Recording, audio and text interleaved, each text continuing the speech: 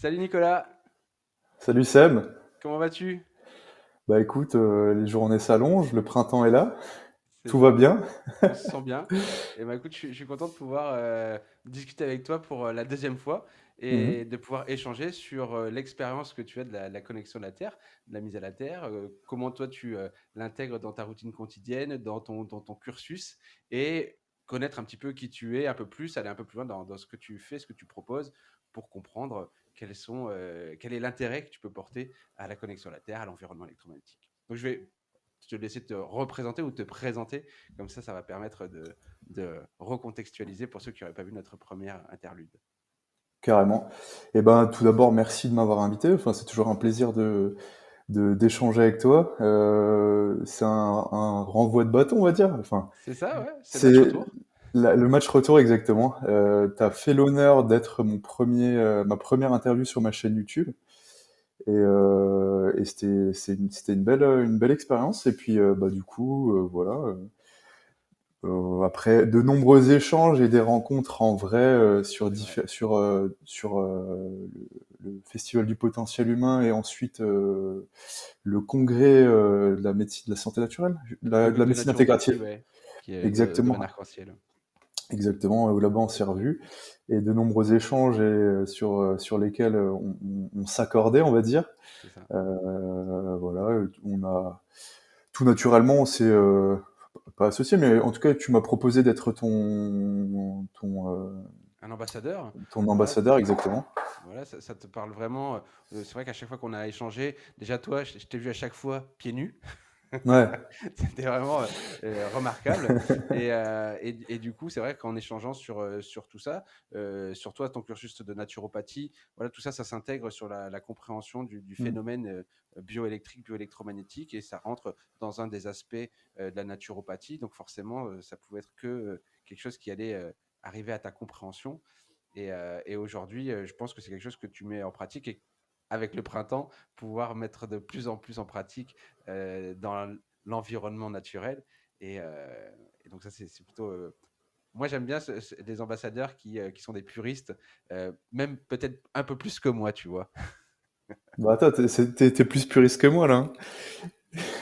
Non, mais dans l'effet de Non mais, marcher pieds nus un peu partout, moi je vais utiliser plutôt du biohacking, tu vois, des chaussures connectées à la terre. Je vais me mettre moins en danger sous la voûte plantaire. J'ai peut-être mm. plutôt la voûte plantaire un peu plus fragile. Et voilà, j'ai moins ce réflexe de marcher un peu pieds nus partout. Mais j'utilise des chaussures baées pour compenser. Bah ouais, carrément, bah dans les endroits, c'est vrai que c'est utile. Mais si tu veux, pour faire le parallèle, moi je suis un enfant de la campagne, tu vois, donc j'ai toujours été dans la nature, grimper dans les arbres, marcher pieds nus. Enfin, tu vois, c'est vraiment le truc de la campagne. Et puis c'est vrai que quand on est en ville, c'est un peu plus compliqué parce que il y a que du bitume. Donc les enfants qui grandissent dans cet environnement-là urbain ont un peu moins l'occasion. Et puis souvent les parents sont un peu plus flippés, tu vois, là-dessus. Non, il faut pas marcher pieds nus. Et donc voilà, tu vois, j'ai toujours été connecté à la nature, connecté à la terre. Et c'est vrai que j'ai fait l'acquisition récemment, enfin il y a un an et demi ou deux maintenant, d'un drap connecté. C'est ça, oui. Ouais. Donc j'ai minimum toujours mes 8 heures de sommeil, mes 8 heures connectées par jour. Et puis après, suivant les moments, tu vois, dans la journée, je vais me connecter par-ci par-là comme je peux, quoi. Tu vois. Genre là, par exemple, sur mon bureau, la, j'ai la, putain, pas la nappe, Le j'ai tapis le tapis Altera. Inaltera, tu vois, donc Oui, quand je bosse à mon bureau, je suis aussi connecté. oui. Et voilà, tu vois, après, comme quand il fait beau, et comme tu l'as dit, le printemps il revient, donc c'est l'occasion d'aller tremper les pieds dans l'herbe fraîche et douce. Et oui, puis Voilà. c'est aussi, alors souvent on va vraiment associer à le fait d'aller marcher pieds nus, mais on se rend pas compte que le fait d'aller s'adosser à un arbre, de poser la main dessus, Mmh. d'aller jardiner, d'aller mettre les pieds au bord de l'eau. Alors, si on a la chance de marcher, d'habiter près de la mer, d'aller marcher pieds nus sur le bord de l'eau. Mais ça peut être aussi près d'un lac. Ça peut être... il y a vraiment tout un tas de façons de pouvoir y accéder, même en allant pique-niquer, en se mettant, au lieu de mettre sur la table de pique-nique, en se mettant par terre. Il y a vraiment, Mmh. vraiment mille et une façons de le faire. Et autant pouvoir le faire, même pour les gens qui sont en appartement, aller dans un parc, s'asseoir sur un banc et juste enlever ses chaussures et se mettre même en chaussettes les pieds sur l'herbe et pas sur le bitume qui est devant soi, ça fonctionne aussi.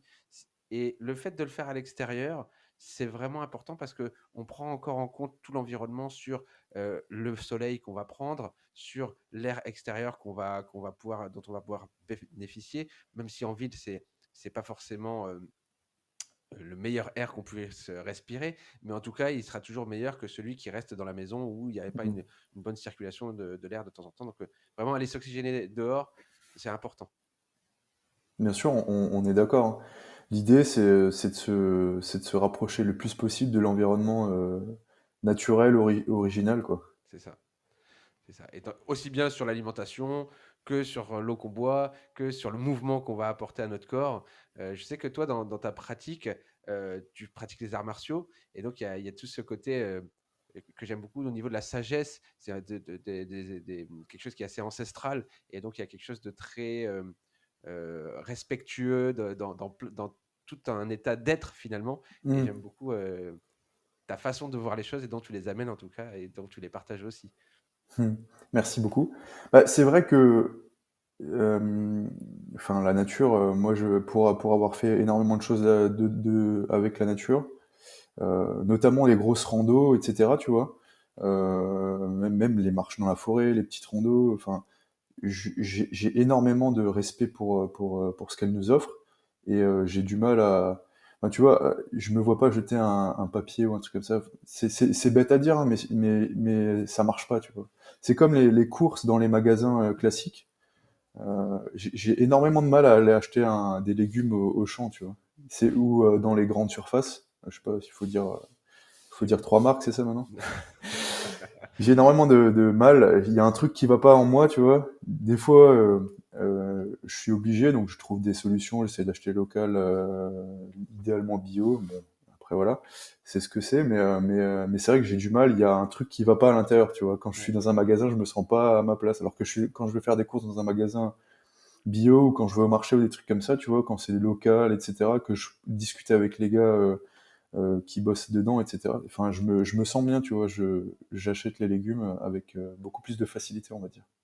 Ouais, moi, dans cette réflexion qui me paraît toujours bizarre, c'est quand tu prends l'autoroute et qu'il y a marqué ne jetez pas vos papiers par la fenêtre. Je suis toujours choqué qu'en 2024, on soit obligé de dire aux gens ne jetez pas vos papiers par la fenêtre, ce qui me paraît complètement ahurissant. Moi, déjà, à mon époque, mes parents m'éduquaient en disant non, mais ça va pas, pourquoi tu jettes un truc par la fenêtre? Tu vois bien comment c'est sale, pourquoi en rajouter? C'est ce que je dis à mes enfants. Enfin, si tu le rentres, tu le mets à la poubelle chez toi. Mm. Donc, je suis assez atterré quand je vois ce genre de petits Ouais, messages. ouais, c'est hallucinant qu'en 2024, faille encore éduquer là-dessus. Mais bon, après, tout est une question de... En fait, on a le choix entre soit... du coup, là, on va parler peut-être d'éducation, mais on a le choix entre soit dire il faut faire ça, ou soit faire prendre conscience à l'autre par un raisonnement des questions, etc. Que ce soit lui qui prenne la décision et qu'il ait la prise de conscience de merde, c'est peut-être pas forcément cool ce que je fais, quoi. C'est ça, c'est par l'exemple finalement qu'on va Ouais. arriver à démontrer les choses, même si ça reste très compliqué aujourd'hui de pouvoir euh, faire parvenir un message qui nous paraît important et la personne qui n'est pas éduquée à ce message ou qui n'a pas eu l'occasion en tout cas de lui faire parvenir ce message pour qu'il puisse l'entendre. En fait, ce que je trouve, ce qui est difficile pour nous, c'est qu'on est des enfants de la publicité, on a grandi Mm. avec des messages publicitaires, on a l'habitude de recevoir des messages publicitaires et donc avoir une certaine façon de réfléchir, et c'est ce qui nous a été inculqué avec des messages positifs, travailler sur l'émotionnel, alors que nous, finalement, on ne va pas utiliser ces biais-là, on va juste être assez terre à terre et c'est pas quelque chose qui va permettre une compréhension simple et efficace. Alors que si on jouait sur des messages un petit peu sur la peur, sur l'émotionnel, sur le bien-être, sur vraiment finalement, c'est toujours la peur, tu vois, de l'émotionnel, de l'amour, de la famille. Il y a toujours des peurs derrière qui sont dissimulé.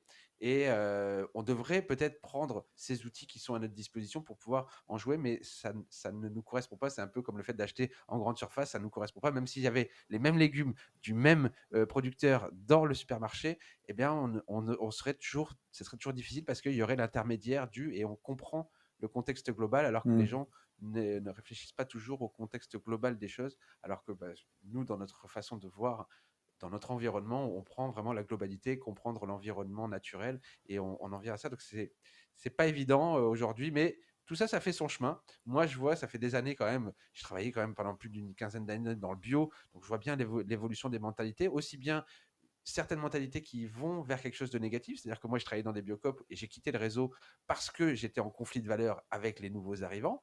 Mais à contrario, des gens plus jeunes qui s'installent dans des surfaces maraîchères où c'est très compliqué et qui ont pourtant de grandes valeurs, mais j'ai envie de les encourager. Tu vois, Mm. c'est assez paradoxal. Mieux vaut mal. Non, c'est pas ça que je voulais dire.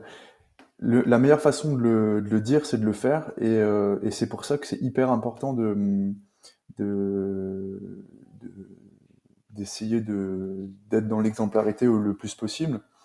Je sais pas, je pense notamment au sport, tu vois, on aura plus tendance à aller demander conseil et à écouter et à s'intéresser et à mettre en place les choses chez quelqu'un qui, je parle par exemple pour la musculation, tu vois, Mhm. chez quelqu'un qui est musclé et qui ressemble à ce qu'on veut être, ce qu'on veut devenir, que quelqu'un qui parle et qui est comme ça, par exemple, tu vois.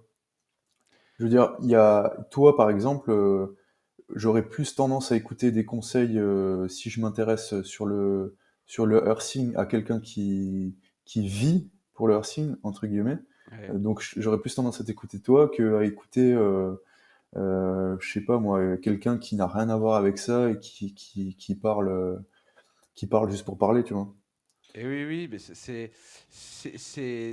de toute façon, les gens qu'on va écouter, ce sont eux qui nous inspirent, c'est eux qui le vivent à travers eux. C'est-à-dire que ce que je comprends, c'est que plus tu fais les choses pour toi, et ça c'est quelque chose que je remarque et que je répète, plus tu fais les choses pour toi, plus tu vas pouvoir le transpirer aux yeux des autres. Et donc Mm. on va s'inspirer des gens qui vont dire waouh, mais putain, lui il fait ça, il vit ce truc-là, c'est pour lui qu'il le fait, c'est incroyable. Moi aussi, je veux ressembler à ça, ce qu'il fait pour lui, je le veux pour moi. Alors que quelqu'un qui va dire faites ça, faites ça, faites ça, et qu'il le fait pas, et forcément le message passe pas, quoi.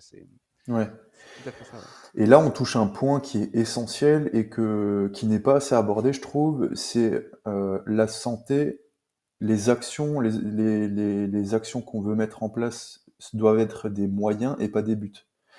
En fait, je pense qu'il y a beaucoup de gens qui vont être d'accord. Il y a beaucoup d'ayatollahs de la santé et si tu veux, c'est un but pour eux, c'est que chaque chose entre guillemets qui n'est pas bonne pour la santé, ils vont commencer à le renier et à le critiquer agressivement, violemment. Et en fait, c'est des gens qui s'enferment dans une prison dorée. C'est des gens qui vont plus rien faire de leur vie parce que je vais vous la faire courte, mais euh, mais la vie, c'est mourir. Tu vois ce que je veux dire? Ouais. Et en fait, le truc, c'est que à partir du moment où tu fais de ta santé un but, je pense que c'est pas le bon chemin. En revanche, à partir du moment où tu fais de ta santé un moyen de parvenir aux objectifs que tu te donnes, euh, au sens que tu veux mettre à ta vie, je pense que à partir de là, ça devient intéressant et c'est beaucoup plus facile de mettre en place les choses et il y a beaucoup plus de résultats. Tu vois ce que je veux dire? Ouais, ouais. Alors, du coup, un peu plus concret, quels sont toi les aspects sur lesquels tu prends vraiment soin dans ton quotidien? C'est quoi les 3, 4 trucs où vraiment tu portes une attention et tu essayes de faire de ton mieux, de t'y tenir et de remettre en question les choses quand il y a besoin? Le plus important pour moi, c'est le sommeil. Ok. Le plus important, c'est même pas le pilier de la santé, c'est même pas un pilier de la santé, c'est la fondation sur laquelle les autres piliers de la santé se reposent. Euh, bah d'ailleurs, sur ma chaîne YouTube qui est toute fraîche, j'ai entamé une série sur le sommeil et dans laquelle en fait je décortique et je vais décortiquer tous les aspects du sommeil. Et le plus important, en fait, c'est déjà de trouver pourquoi est-ce que vous devriez prendre soin de votre sommeil. Oui. À partir du moment où tu prends conscience que le sommeil est important pour aller là où tu veux aller. Je prends notamment l'exemple les sportifs de haut niveau, tu vois. Les Oui. sportifs de haut niveau, ils ont un but, c'est d'être champion du monde, champion olympique. Ok. Et à partir de là, ils vont mettre en place des moyens d'y arriver, donc l'entraînement, la récup. euh, je veux dire, tout sportif sait que la récup c'est importante et elle est primordiale et c'est même l'aspect numéro un pour persévérer et puis pour durer dans le temps. À partir de ce moment-là, il va s'intéresser à son sommeil, il va investir dans son sommeil, il va réussir à dire non à des petits plaisirs pour prendre soin de son sommeil. En gros, son sommeil est hyper important pour devenir champion du monde. Mais si t'es là et t'es un mec lambda qui a pas vraiment d'objectif et qu'on te dit faut prendre soin de ton sommeil, ouais, enfin, ok, il va pas le faire, tu vois ce que je veux dire? C'est ça. C'est pour ça que c'est important d'expliquer pourquoi est-ce qu'il faut prendre soin de son sommeil. Et le premier pas dans un accompagnement thérapeutique, c'est de demander c'est quoi vos objectifs. Moi, j'ai une question qui me vient. Comment est-ce que quelqu'un peut prendre conscience qu'il a un bon ou un mauvais sommeil? Parce que moi, j'ai des gens qui me disent, moi, je dors bien. Ouais. Mais il dort avec son téléphone à côté, pas connecté à la terre, donc forcément, on sait l'impact que ça peut avoir sur la qualité du sommeil. Ça peut être se coucher un peu trop tard, manger plus tard vers 22 heures. Toutes ces choses-là, il dit, mais moi, je fais tout à l'envers de ce que tu dis, mais je dors bien. Ouais. Comment est-ce qu'on pourrait lui faire prendre conscience qu'effectivement, est-ce que tu as déjà des expériences Ouais, avec ça? bien sûr. Alors tout simplement, il y a une image que j'aime beaucoup, c'est le poisson qui vit dans une eau sale. Tant qu'il n'a pas goûté à l'eau propre entre guillemets, il pense que c'est normal. Ok. Et souvent, alors je suis en formation d'ostéopathie, tu vois, et on a la chance d'avoir une clinique. Donc il y a les étudiants en ostéopathie, les étudiants ostéopathes qui prennent en charge des patients. Et du coup, lors de l'interrogatoire et de l'anamnèse, souvent, alors moi je suis en deuxième année, il y en a cinq, donc je vais finir la deuxième année là. Donc en consultation, j'écoute, je pose des questions, mais je me la ramène pas encore, tu vois. Je suis en deuxième année, je suis un poussin encore. D'accord. Mais du coup, j'entends les questions. Est-ce que vous dormez bien? Oui, je dors 8 heures. Ok. Il y a pas plus d'investigation, tu vois. Mhm. Alors, en fonction du motif de consultation, faudra investiguer plus ou moins. Mais bref, peu importe. Et souvent, il y a des gens qui dorment 8 heures et ils pensent que c'est parce qu'ils dorment 8 heures qu'ils ont une quantité suffisante, qu'ils dorment bien. Alors que pas du tout. La quantité n'est pas égale à la qualité, tu vois. C'est ça, oui, C'est deux choses complètement. différentes. Et je pense notamment à un de mes collègues de Jiu-Jitsu là qui m'avait posé la question. Il me dit ouais, je comprends pas, je dors 8 heures, mais je me réveille, je suis fatigué, j'ai pas envie, j'ai pas la pêche. Tu vois ce que je veux dire? Ouais, ouais. Et du coup, ça montre bien que c'est pas parce que tu dors 8 heures que tu dors bien. Et alors, si tu veux, il y a plein de symptômes entre guillemets. Euh, Bah déjà, le matin, si tu te réveilles et que tu as besoin de 10 litres de café pour te sentir vif, euh, c'est déjà que tu as un mauvais sommeil. Ensuite, il y a tout l'aspect psycho-émotionnel. Oui. Est-ce que tu te sens bien? Est-ce que t'as des défauts d'attention? Est-ce que ton humeur, elle est variable en montagne russe? Euh, Est-ce que tu inhibes facilement les mauvais comportements? Je sais pas, c'est-à-dire, est-ce que tu es facilement influençable? D'accord, ouais. Parce que tout ça, en fait, ça va impacter différents plans du cerveau. Un manque de sommeil, tu vas avoir des déficits d'attention, des déficits moteurs, des déficits de coordination. euh, Tu vas pas avoir de motivation. Tu vas facilement te laisser happer par des distractions. Enfin, je sais pas, moi je sais que quand j'étais jeune, par exemple, je dormais, je me réveillais le matin, je levais le pied, enfin, je le soulevais la couette, je foutais les pieds par terre et j'étais parti, tu vois. Même encore maintenant, il y a des jours où tu dors pas forcément, tu dors pas forcément bien. Bon, après, tu cherches tes raisons et tu les trouves souvent. C'est ça. Mais il y a des nuits où, enfin, la majorité des nuits, je dors bien, tu vois. Et je me réveille le matin, j'ouvre les yeux et je suis prêt à faire plein de trucs, tu vois. J'ai envie de faire des choses. Donc à partir du moment où tu te réveilles et que t'as pas envie de faire les choses, t'es frustré, t'es facilement influençable, euh, t'as pas d'énergie, il te faut du café, t'as des fringales, enfin il y a plein de Ouais. signes, tu vois, qui font que tu t'as pas forcément un bon sommeil. Est-ce que ça t'est déjà arrivé? Moi, j'ai des retours et moi, ça m'est déjà arrivé. Un matin, je me réveille, oh, je suis pas bien, j'ai pas bien dormi, puis je vérifie, en fait, ma natte s'est déconnectée. Et il y a des gens qui me le disent, je me réveille un matin, putain, j'étais pas bien, pas comme d'habitude, et je vérifie, et la natte était déconnectée. Et ça, c'est assez surprenant quand même de se rendre compte que juste ce paramètre-là, eh ben, on est capable de le ressentir et de le voir influencer notre quotidien, en Ouais, tout cas notre j'ai sommeil. j'ai jamais eu de retour comme ça, mais je sais que moi, des fois, je dors pas chez moi. Et c'est vrai que je dors pas aussi bien que dans mon lit. Alors après, il y a plein de facteurs qui rentrent en jeu. Et c'est Oui. vrai que là, si la personne, le sommeil est différent chez elle, dans le même environnement, alors après, à voir, est-ce que c'est juste la natte? Est-ce que c'est parce que tu as eu un repas un peu trop riche le soir avant? Enfin, tu vois, il y a plein Non, de mais c'était facteurs vraiment qui la rentrent en jeu. corrélation de voir C'est que la net juste, était déconnectée. ok, Et se dire le matin, j'ai pas bien dormi, putain, je vérifie, en fait, c'était déconnecté. C'était vraiment le lien de voir, bah, c'était parce que ça s'était déconnecté. Non, il y a pas. Après, moi, je sais que quand je fais les déplacements aussi, ouais. si je dors pas avec la net, je fais un réveil ou deux dans la nuit, ce qui m'arrive jamais. Jamais ça m'arrive de me réveiller pendant la nuit. Alors que quand je. Mais ça m'est arrivé quand j'étais sur Paris en fin d'année dernière, parce que dans la chambre dans laquelle j'étais, il n'y avait pas de terre, de réseau de terre, et j'étais Hmm. sur un appartement. Donc je ne pouvais pas du tout me connecter à la terre, du tout. Donc j'ai bien vu, pendant ces 3 jours-là, j'avais des réveils nocturnes qui ne m'arrivent absolument jamais. Et c'était aussi la vie parisienne peut-être, mais en tout Ouais. cas, je- par expérience maintenant, je sais que ouais, ouais, on peut le remarquer, et des gens m'ont déjà fait remarquer plusieurs fois.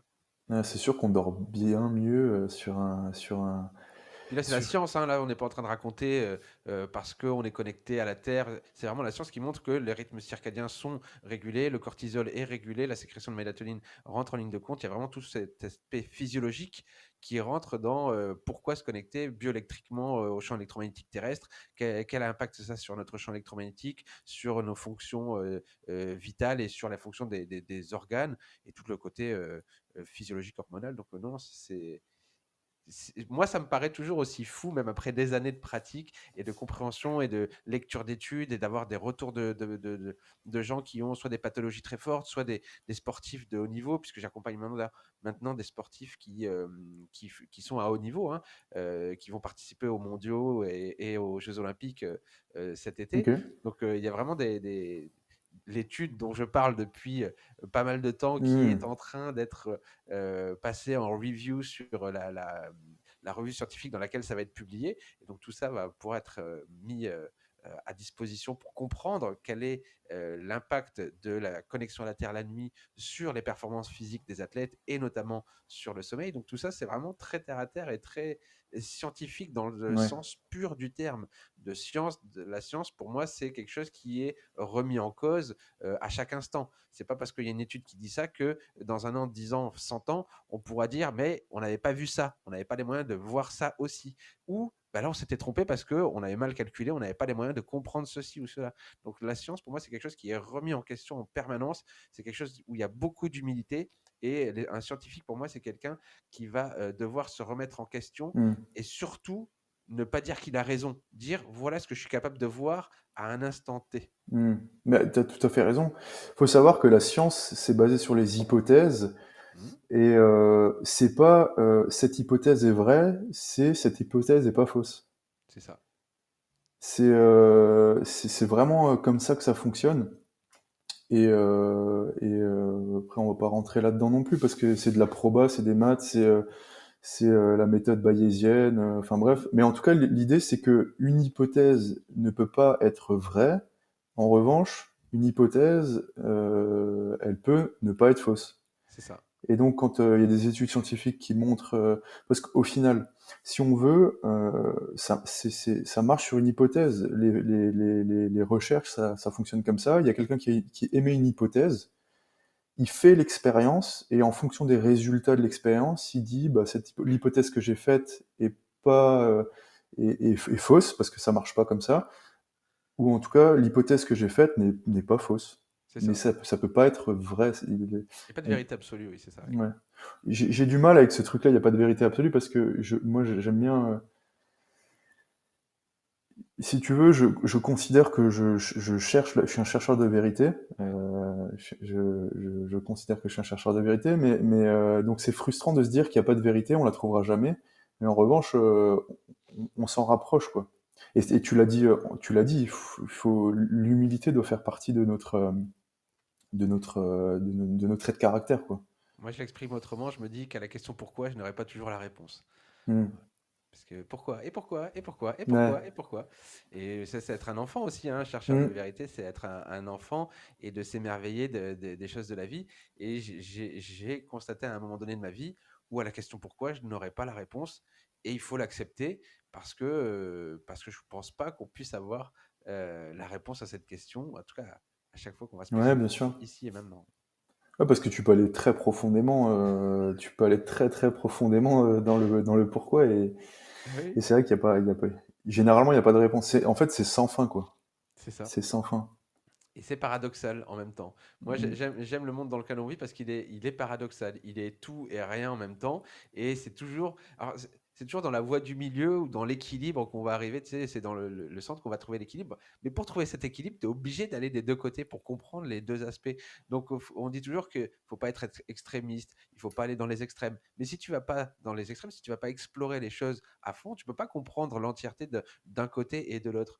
Donc, moi, je sais que j'ai toujours été en tout cas plus jeune, assez extrémiste dans tout ce que j'ai fait. Je me suis plongé à fond dans beaucoup de sujets, j'ai été à fond dans certaines choses, jusqu'à me brûler et me dire, ah ben non, je vais revenir. Mais du coup, quand tu reviens, c'est à l'autre extrême. Je mets tout à néant de tout ce que j'avais pu faire avant.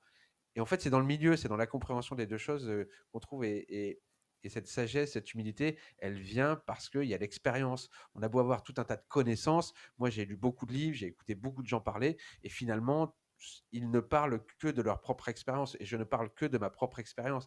Et donc, si on nous disait au départ, ce que je suis en train de t'exprimer, ça ne correspond qu'à moi-même.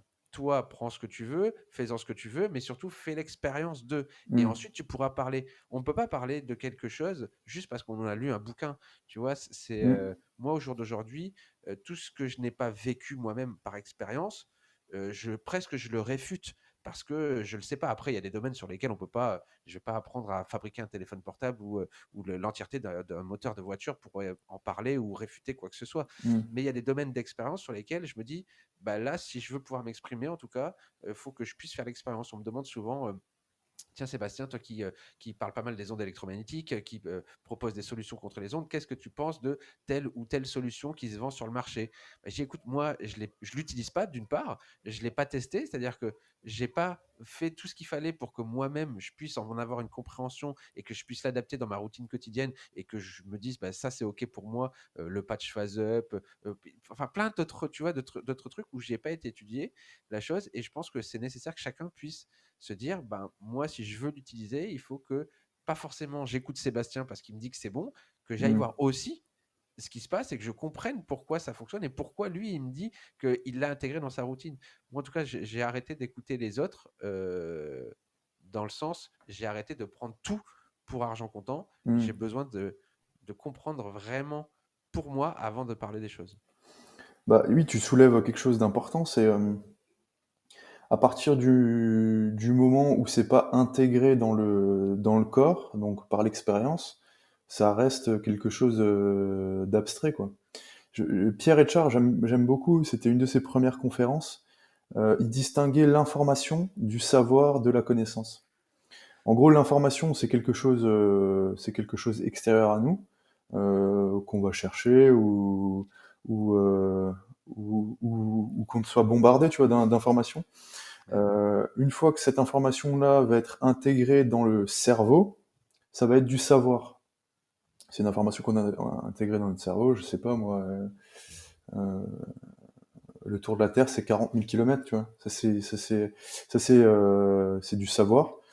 Et à partir du moment où tu vas l'expérimenter, ça va devenir de la connaissance. Donc Mike Horn, qui a fait le tour de l'équateur, qui a fait le tour du monde par l'équateur, qui a fait ses 40 000 kilomètres, il connaît le périmètre de la Terre. Enfin, il connaît, il a connaissance de ce truc-là, quoi. Et souvent, et moi-même, j'en ai fait les frais, et j'en fais même encore un peu les frais maintenant, c'est que à partir du moment où l'information devient du savoir, et tu vois, par les études, c'est beaucoup ça, et c'est ce que j'aime beaucoup dans l'ostéopathie, c'est que ce savoir-là, tu vas venir le conforter avec tes mains pour en faire de la connaissance, grâce à la pratique, mais sans la pratique, ça reste de la masturbation intellectuelle, tu vois. Ça peut être intéressant de temps en temps pour la culture générale, pour raisonner un petit peu, mais si c'est pas validé par l'expérience, eh ben ça fonctionne pas, quoi. C'est ça. Moi, j'ai toujours l'impression d'avoir des. C'est installer des programmes en moi. C'est comme amasser des PDF dans son ordinateur. Ça ne sert à rien, tu vois. Ouais. Avoir toute une. Il y a des gens qui ont des bibliothèques énormes de PDF sur tout un tas de sujets et ils ne les ont jamais lus ni fait l'expérience de quoi que ce soit. Ils ont récolté de l'information et ils n'en font rien. Voilà. Donc, Mm. je préfère avoir. On en revient encore une fois. Moins de quantité, plus de qualité. Mm. Ça reste un des fondements. Faut pas aller trop vite. On peut pas brûler les étapes.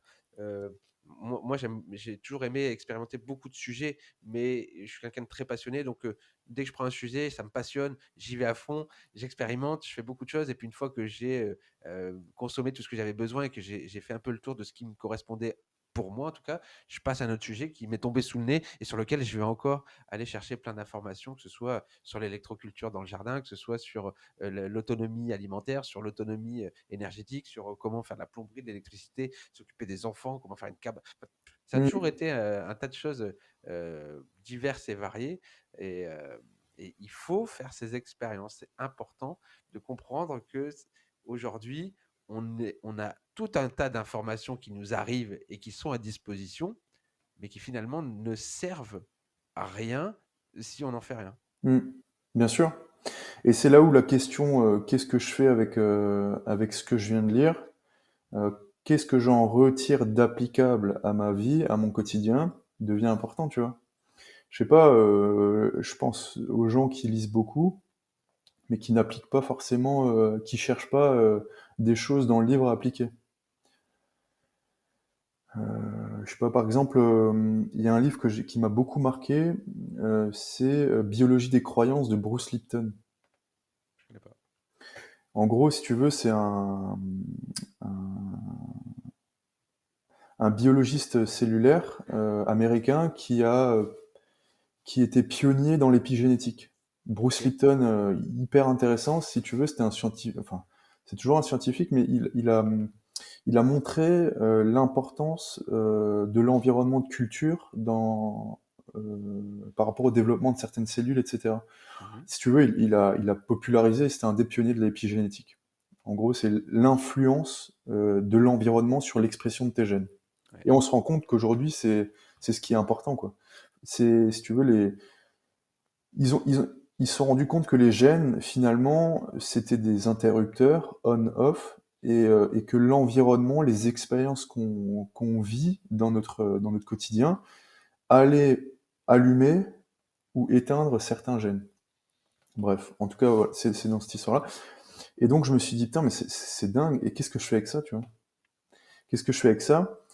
Et c'est à partir de ce moment-là où j'ai pris conscience de l'importance des dialogues mentaux et de l'environnement, tu vois. Et c'est à partir de ce moment-là où j'ai commencé à mettre en place des changements alimentaires, à me dire, attends, les croyances là, euh, est-ce que ce que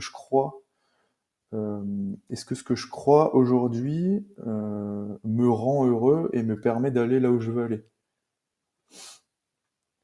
Et souvent, on se rend compte que bah, il y a beaucoup de choses qui me limitent, tu vois. Mais en tout cas, c'est trouver des actions à mettre en place suite aux lectures et aux informations, au savoir qu'on intègre. C'est ça, des actions ou des non-actions. Moi aussi, il Oui, y a bien des sûr. choses, il y a vraiment des... faire ou ne pas faire ça revient, moi j'aime bien mais ta phrase, hein, qui est: «Mieux vaut mal faire que bien penser». C'est diffi je crois qu'il faudrait la lire 2, 3, 4 fois pour bien comprendre ce que ça veut dire parce que c'est important de comprendre que l'erreur fait partie de l'apprentissage et Mmh. c'est par l'erreur qu'on apprend. C'est en tombant de cheval qu'on apprend à faire du cheval, c'est en forgeant qu'on devient forgeron. Tout ça, on le sait, mais on ne l'applique pas forcément. La société d'aujourd'hui nous permet pas vraiment l'erreur parce que l'erreur, l'échec est pointé du doigt, alors que moi je dis aux gens, mais trompez-vous, faites vos erreurs. Quand vous faites des tests avec le testeur de tension induite, mais bien sûr que vous allez rien comprendre au début, bien sûr que vous allez froncer les sourcils, et c'est normal et c'est tant mieux, parce que si vous comprenez tout dès le début, bah, vous allez faire mieux que moi. Même moi, au jour d'aujourd'hui, je fronce encore les sourcils et je ne comprends pas ce qui se passe de temps en temps. Donc, il faut faire ses propres erreurs pour avoir quelque chose de consistant derrière, de compréhensible pour pouvoir avancer sur un objectif, comme toi Mmh. tu le dis. Ouais. Ouais, bien sûr, c'est hyper important et c'est une phrase que je me dis d'abord à moi-même parce que pendant très longtemps, heu, j'ai voulu, avant de faire quelque chose, que tout soit optimal, que j'ai le meilleur matos, que j'ai le meilleur script, que j'ai la meilleure expression et cetera et cetera. Et pendant très longtemps, ça m'a, les Américains, ils disent: «Analysis paralysis». Pendant longtemps, ça m'a empêché de faire des choses. Je me revois, il y a quelques années, je crois que c'était en 2018 où je préparais une rando, un trek, où je partais de chez moi en Alsace, de Wissembourg et je descendais, jusqu'à Grenoble. Donc j'ai fait, je crois, ouais, je sais plus exactement, c'est 1000 bornes à peu près, tu vois? Et j'étais parti, en octobre et si tu veux, pendant 4-5 mois, je réfléchissais, putain, attends, c'est pas tout à fait les bonnes chaussures qu'il me faut, tu vois. Alors, du coup, tu prépares ton sac, tu passes tes journées à réfléchir, à regarder des tutos sur YouTube, des comparatifs de matériel, etc. Et puis au final, tu te dis, attends, mais il me manque un truc, il me manque un truc, je vais pas partir. Et puis à un moment, tu te dis, vas-y, il faut que je parte, quoi. Et puis tu pars et tu sais plus comment tu t'appelles, quoi. Tu te dis, putain, mais c'est pendant le chemin que tu vas t'approprier vraiment le matériel et que tu te rends compte qu'il y a rien vraiment d'important, quoi. C'est comme, je sais pas, un exemple tout bête, tu fais ton permis de conduire. Donc tu vas lire des tutos de comment faire une marche arrière, de comment gérer les vitesses, comment gérer les autres voitures et cetera. Pendant 6 mois, 1 an, tellement tu es flippé de prendre la voiture, tu vois? Pendant 6 mois, 1 an, tu te dis: au bout de cette année-là, je suis un expert, tu vois. Avec le code de la route, etc. Tu vas mettre ton cul dans la voiture, tu vas plus savoir comment tu t'appelles, tu vois. Parce que c'est la première fois que tu expérimentes. Et au fur et à mesure que tu expérimentes, c'est là où tu vas intégrer des automatismes, tu vas savoir comment anticiper, comment ça fonctionne, etc. Tu vois. C'est que par l'expérience. Moi, j'ai eu la chance de faire conduite accompagnée et je crois que je le recommanderai jamais assez souvent. Mais vraiment, hein, Ouais, ça m'a permis pendant presque 2 ans de conduire avec quelqu'un de confiance à côté, avec la voiture de la famille sur laquelle tu flippes de pouvoir la péter. On se rend pas compte, mais c'est vraiment, pour moi, ça devrait être obligatoire au moins 6 mois à 1 an, tu vois, d'avoir parce qu'une fois qu'on te lâche, t'as que 18 ans. Donc mm, à 18 ans, t'es qu'un enfant. bien Même si à sûr. 18 ans, on pense être un adulte, on n'est qu'un enfant. Et d'ailleurs, moi qui en ai 40, je pense être arrivé à un âge de maturité, mais je pense que quand j'aurai 50 ans, je dirais j'étais encore un gosse. Donc, tu vois, tout ça, il faut bien comprendre que chaque étape de la vie, mais la métaphore sur le permis de conduire, ça montre bien beaucoup de choses en tout cas. Ouais. Ouais. Mais c'est comme, tu vois, toi comme moi, on est rentré dans l'expérience YouTube vidéo. Moi, En fait, moi, le truc, c'est quand je commence quelque chose, j'ai commencé à regarder c'est quoi le bon matos, c'est quoi la focale. Enfin, tu vois, je me prends la tête. Après, il y a des bons côtés, hein, parce que j'aime bien comprendre. Mais si je m'étais écouté, vraiment, je n'aurais pas sorti encore de vidéos YouTube parce que il me faudrait le dernier appareil photo, il faudrait que j'ai une formation sur Final Cut Pro, que j'ai des super micros. Mais au final, tu poses ta caméra, tu sais pas comment ça fonctionne vraiment avant de l'avoir expérimenté, tu vois? Et puis tu feras des erreurs. Putain, le son, il est pas forcément très bon, ça grésille un peu, je comprends pas pourquoi, du coup, tu cherches à comprendre. Et sans ces erreurs-là, t'aurais pas, t'aurais pas, tu pas grandi, quoi. Et puis de toute façon, moi, j'ai des vidéos qui ont explosé. c'est celle où j'ai pas réfléchi, des trucs qui ont été pris sur un moment de vif, tu sais pas pourquoi ça marche, et des vidéos où tu prends le temps de scripter, de faire tout ce que tu as besoin, donc tout ce que tu dis, tout l'avant, et finalement ça matche pas, donc tu passes beaucoup de temps. Je pense qu'il y a beaucoup de déceptions maintenant au jour d'aujourd'hui. Voilà, je mets on, je mets off, il y a du matériel qui est correct, et voilà, peu importe. Après, c'est vraiment le naturel qui fait que je crois que les gens avant tout, alors oui, encore, c'est ce que je disais tout à l'heure, on nous forme à comprendre quel genre de vidéo avec quels sous-titres on va devoir regarder, Mm. et on nous habitue. Maintenant, il y a un truc qui est très très grave, je trouve, dans cette manipulation sur les réseaux sociaux, notamment sur TikTok. Tu sais, tu as deux vidéos sur une seule vidéo. En haut, c'est la personne qui parle, et en dessous, c'est un jeu vidéo ou un truc à Ouais, la j'ai déjà con, vu. quelqu'un qui. Tu vois.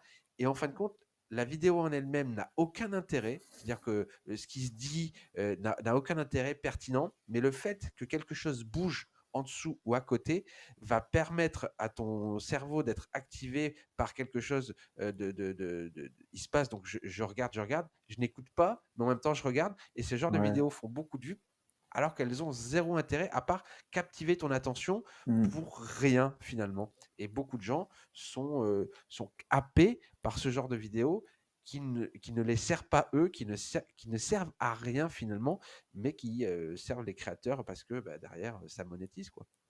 Ouais, comme tu le disais, hein, on est dans une époque paradoxale et ouais, c'est dangereux. Il y a beaucoup, beaucoup de bruit, hein. Oui, Il y a beaucoup, beaucoup de bruit et c'est pour ça qu'on a du mal à être dans le silence. Et c'est vrai que le côté, il faut stimuler, stimuler, stimuler, il faut choper l'attention, surtout pour rien, entre guillemets, parce que des fois, tu vois des trucs. Moi, je suis pas sur TikTok, j'ai juste Instagram, mais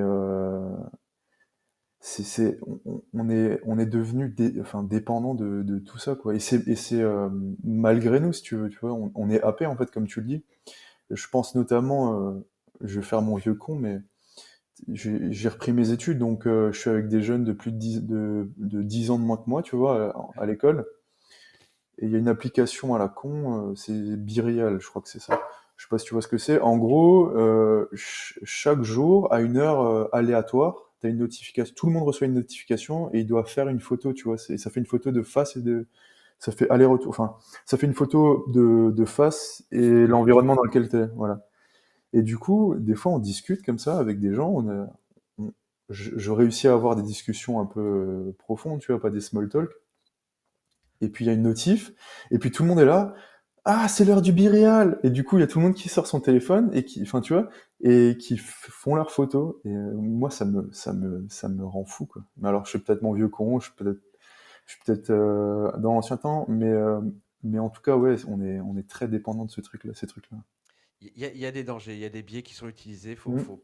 Faut prendre conscience que ceux qui manipulent ces outils, qui sont à la base de ces outils, comprennent bien les mécanismes de l'humain et ont des intérêts à servir, à mettre en place certaines choses.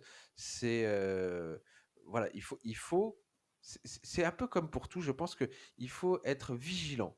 C'est-à-dire que l'utilisation, par exemple, de ChatGPT, l'intelligence Mm. artificielle, c'est un outil, d'accord? Mais tu peux pas utiliser cet outil si tu sais pas faire ce que tu lui demandes. C'est-à-dire que Mm. tu vas gagner du temps. C'est comme un cheval ou une voiture. Se déplacer d'un point A à un point B, tu utilises un cheval ou une voiture, c'est quelque chose qui va te faciliter la chose. Et bien, ChatGPT, c'est pareil, c'est un moyen pour te faciliter, pour gagner du temps sur quelque chose. Mais si tu ne sais pas vérifier l'information qu'il va te proposer, les façons de développer les choses, est-ce que ça ne va pas se répéter? Et surtout, quel est l'intérêt pour toi de faire quelque chose que tu ne sais pas faire? Mm. Ça n'a aucun intérêt pour moi. D'ailleurs, il y a des profs, j'ai vu ça il n'y a pas très longtemps, qui ont donné des sujets à leurs élèves. Et donc, ils ont marqué leur sujet. Et juste à côté, ils ont mis une petite phrase à ChatGPT en incluant, donc fait ce texte en incluant le mot banane et ananas de façon aléatoire dans le texte. Mais il l'a écrit en transparent. Donc, les gens ont copié-collé, ont mis ça dans ChatGPT, il a développé, ils ont fait copier-coller de leur texte, et donc ils ont donné ça sans relire même ce qui avait été débité par ChatGPT à la prof. Et donc, elle a marqué, vous avez utilisé ChatGPT parce que le mot banane ananas arrive de façon aléatoire. Donc, les gens ne comprennent pas le danger d'utiliser un outil dont ils prennent, enfin, ça ne les sert pas. Mm. Voilà. C'est ça le danger pour moi du monde d'aujourd'hui dans lequel on vit, c'est de comprendre ou de ne pas comprendre, de ne pas chercher à comprendre qu'est-ce qu'on nous met sous la main et à quoi ça nous sert et surtout à qui ça sert. Ouais. Ah, moi, je suis très précautionneux avec ce genre d'outils, tu vois. Ça me fait flipper quand tu vois ce que tu peux leur faire faire. Rien qu'avec les vidéos, tu vois. Il y a Ouais. des gens qui utilisent l'intelligence artificielle pour créer du contenu, et bah, du coup, pour se faire de l'argent facilement, mais ça crée du contenu, enfin, ça fait flipper, quoi, le truc. Mais on en reviendra toujours à la même chose. Il y a un moment donné où tu devras faire face au réel, et Ouais, la claque sera forte. c'est La ça. claque sera forte parce que, si tu veux, les réseaux, etc., c'est un peu une façade où tu peux faire croire que t'es fort, t'es intelligent, t'es beau, t'as du succès. Et le jour où tu vas le rencontrer en vrai, et c'est là où tu vois, il y aura vraiment l'épreuve du réel. Et je trouve que chez certaines personnes, ça va faire mal, à mon avis. Je pense parce que c'est un vrai danger de vivre dans un paraître et tu vois, ce n'est pas être. Être, c'est très important. On ne se rend pas Mm. compte à quel point être et savoir qui on est, toujours cet auxiliaire, dans ce verbe être, c'est très important que d'avoir, beaucoup plus important que d'avoir du succès, que d'avoir une grosse communauté, que d'avoir des followers, que d'avoir être ceci ou être cela paraît plus important. Et Ouais. oui, beaucoup vont tomber de haut. Et comme tu le dis, la face cachée de l'iceberg du réseau social est souvent très sombre, je trouve. J'ai même envie d'aller plus loin avec ChatGPT, par exemple, tu vois. En fait, les gens, ils se rendent pas compte que c'est pas la destination qui est importante, c'est le voyage. Et Oui, on va prendre exemple justement de cette dissertation. Ce qui est important, c'est de savoir écrire, de savoir euh, avoir une pensée claire, de savoir construire, voilà, son raisonnement. c'est Finalement, une ça. dissertation, ça sert à ça. Mmh. Le jour où ces personnes-là, ces jeunes-là, ils vont devoir raisonner par eux-mêmes, ils vont pas savoir faire parce qu'ils ont jamais fait. Et C'est ça. il y a pas de chat GPT, pas que ce soit de chat GPT ou autre chose, tu vois, il y aura personne pour les aider et c'est là où on va se rendre compte que c'est vite, quoi. Et souvent, et de nos jours, hein, le plus important, c'est la destination et pas le voyage. Je prends l'exemple de la randonnée parce que c'est vraiment hyper parlant, tu vois. Il y a 2 ans, j'ai fait le GR10, donc j'ai traversé les Pyrénées de Hendaye jusqu'à Bagnols-sur-Mer. Donc l'objectif, c'était Bagnols-sur-Mer, tu vois. Je suis arrivé à Bagnols-sur-Mer, bon bah ok, je suis arrivé. Et en fait, c'est tout le chemin que j'ai parcouru, tu vois, dans la rétrospective, en me disant putain, mais je suis passé par là. Ah oui, là, ce jour-là, c'était ça. Et bon, si j'avais pas en tête la destination, l'objectif, je serais jamais passé par là, tu vois. Mais ce qui est important, c'est pas Bagnols-sur-Mer, parce que tu arrives sur Bagnols-sur-Mer. Ce qui te fait vibrer, c'est tout ce que tu as fait c'est tout le chemin que tu as parcouru, tu vois. C'est pas Bagnols-sur-Mer. Ouais. Ah bah, de toute façon, c'est comme le but de la vie, hein, c'est pour tout pareil. Ne fais pas l'exercice de maths à ton enfant parce que si tu lui fais, il va avoir une bonne note, mais bon, bah, ça, il sera pas rendu meilleur, hein. Ouais. Cette façon de voir est vraiment celle que tout le monde et surtout les jeunes générations devraient apprendre. Après, je pense qu'il y a des gens de notre génération, voire un peu plus vieux, qui ont subi la vie euh, tout droit, c'est-à-dire métro, boulot, dodo, qui n'ont pas cherché à comprendre parce que on les a nourris de ça de toutes parts et qui n'ont pas eu l'occasion de pouvoir s'arrêter un instant pour réfléchir sur quel est le sens. Moi, je vois des gens plus anciens dans mon entourage ou autres avec qui je discute qui se disent putain, mais la vie est passée à une vitesse Mm. incroyable et finalement j'ai été happé par le monde du travail, j'ai pas fait réellement ce que je voulais, j'ai pas eu le temps d'aller voir les endroits qui auraient pu être accessibles pour moi, je me suis retrouvé à faire des choses dont j'étais esclave et aujourd'hui bah voilà ce qu'il en est. Il y avait des déceptions de la vie, des divorces après 40 ans de mariage, des choses très très très dures Mm. et finalement c'est bien ça le voyage qui est important. C'est le moment présent, hein. Le présent est un cadeau. Il faut vraiment en prendre conscience que chaque instant est important, que le temps ne se rattrape pas. Mm. Et c'est important de prendre soin de son voyage plutôt que. Parce que la destination, je pense que quand tu es arrivé à Bagnoles, Ouais, c'est joli, mais bon, c'est déjà fini, quoi, finalement. Ouais. Ouais. Ah oui, non, clairement, ouais. Non, mais c'est important ce que tu dis parce que au final, comme tu dis, c'est le. Il y a souvent des gens qui se réveillent vers 40, 50 ans et souvent ça fait des grosses crises de la quarantaine, la cinquantaine. Ce qui est génial avec la vie, c'est que c'est toujours le prochain mouvement qui compte. Oui. Et donc, c'est de se dire, ok, avec ce que tu as vécu là, qu'est-ce que tu peux faire de différent à partir de maintenant, tu vois? Quel petit pas tu peux faire pour aller, vers là où tu veux aller, ou en tout cas pour aller là où tu veux plus aller. Enfin, pour aller à l'encontre de là où tu veux plus aller. Et ce qui est bien, c'est que, enfin, j'ai une phrase qui est notée, qui m'a été transmise par Pierre Dufraisse, cher Pierre Dufraisse. Et c'est de se poser la question, quelle est l'opportunité sous cette contrainte, tu vois? Et finalement, enfin, les gens là qui se rendent compte à 40 ans euh, qu'ils ont vécu une vie en mode automatique, c'est là où ils puisent l'énergie, où ils ont l'énergie nécessaire pour faire les changements qu'ils veulent faire. Enfin, je sais pas si tu vois ce que je veux dire. Exactement, si, si. Et qui n'auraient pas peut-être forcément eu s'ils n'avaient pas eu cette prise de conscience là, tu vois. Donc à partir de là, est-ce que la déception, entre guillemets, je l'utilise comme un tremplin ou comme un mur sur lequel je vais m'éclater, tu vois? Moi, je vois dans la vie, il y a que les obstacles qui te font grandir. Il y a que Mm, les gens pénibles, les gens chiants qui t'amènent des soucis, qui te font grandir. Et les gens que tu aimes, les gens qui t'aiment, sont là pour te soutenir dans ces périodes. Et à chaque fois que moi, on va essayer de me mettre des bâtons dans les roues, je me dis, putain, là, c'est quand même quelque chose qui est pénible, mais il y a forcément quelque chose de bénéfique qui peut en ressortir. Ce qui ne te tue pas te renforce. Voilà, mm, c'est vraiment.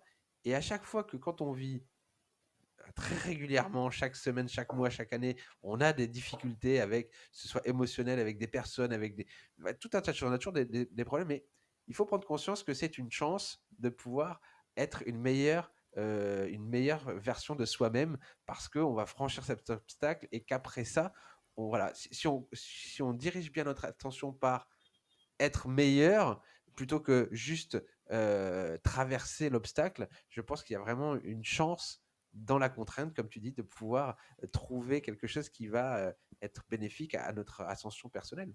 mm. Bien sûr, hein, Ouais. on en est là, hein. Et c'est comme tu le dis, c'est des phrases peut-être un peu bateau, mais c'est véridique, hein. Enfin, dans le sport, je sais pas, la muscu, parce que tout le monde comprend un peu les mouvements, etc. Mais c'est l'obstacle de la barre lourde, c'est elle qui va te permettre de grandir, tu vois. Mm. C'est elle qui va te permettre de grandir, et sans elle, sans elle, tu serais pas la personne que tu deviens. C'est ça. Donc à partir du moment où les difficultés, tu les prends comme une force, et tu te rends compte que c'est grâce à ces difficultés-là que tu es la personne que tu es aujourd'hui, c'est là où t'en fais un cadeau, quoi. C'est ça. J'ai une question pour toi, notamment dans le sport. Est-ce que tu t'entraînes souvent seul ou est-ce que tu t'entraînes avec d'autres personnes? Moi, je m'entraîne dans un club de jiu-jitsu. Donc, je m'entraîne. Alors, je fais de la prépa, je fais un peu de prépa physique à côté, donc là, Ouais, je suis seul. ouais, Mais sinon, dans le club de jiu-jitsu, je m'entraîne avec des gars, quoi. d'accord. Parce qu'en fait, je me rends compte, moi, personnellement, que je donne plus de moi-même si je suis pas seul. Si je suis seul, je vais avoir quelque chose où oh, c'est dur, oh, j'arrête, tu vois, ou quelque chose comme ça. Alors que quand il y a du monde à côté de moi ou quand c'est le coach qui te dit non, non, là tu vas faire plus que là, mais je suis déjà crevé, non, non, mais tu fais plus, tu vois. Et finalement, tu es arrivé à faire ce plus que tu n'aurais jamais fait tout seul. Et Hmm. je pense que il faut comprendre que faire quelque chose seul, c'est bien. Mais en tout cas, moi, je m'aperçois que je suis une grosse limite à ma performance. Hmm. Je sais pas ce que tu en penses. Ouais, ouais, ça me parle beaucoup. C'est vrai que on est des êtres sociaux, et finalement, c'est un peu une compétition saine avec les autres. Alors, il y a de la Oui, compétition malsaine, tu vois, mais je trouve qu'il y a ce côté compétition saine où tu vas te pousser un peu plus loin pour montrer que tu peux donner plus, pour montrer que tu es capable, Ouais, pour montrer que tu es digne de ce qu'on pense de toi. ouais, Et c'est là où tu te pousses un peu plus. Non, bien sûr, je suis totalement d'accord avec toi. C'est comme courir la course à pied. Je sais que moi, par exemple, quand je cours en ville et que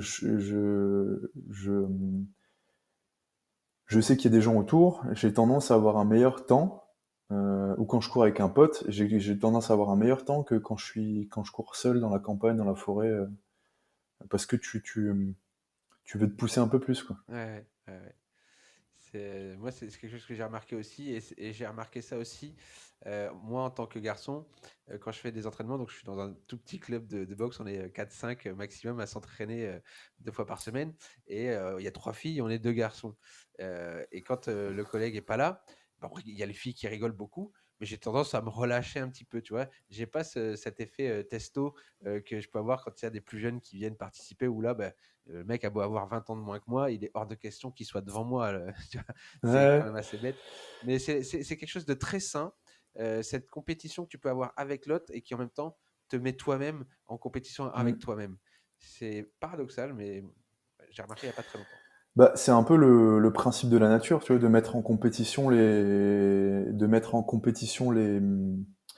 les structures, que ce soit les végétaux, que ce soit les animaux, pour justement créer des organismes plus résilients.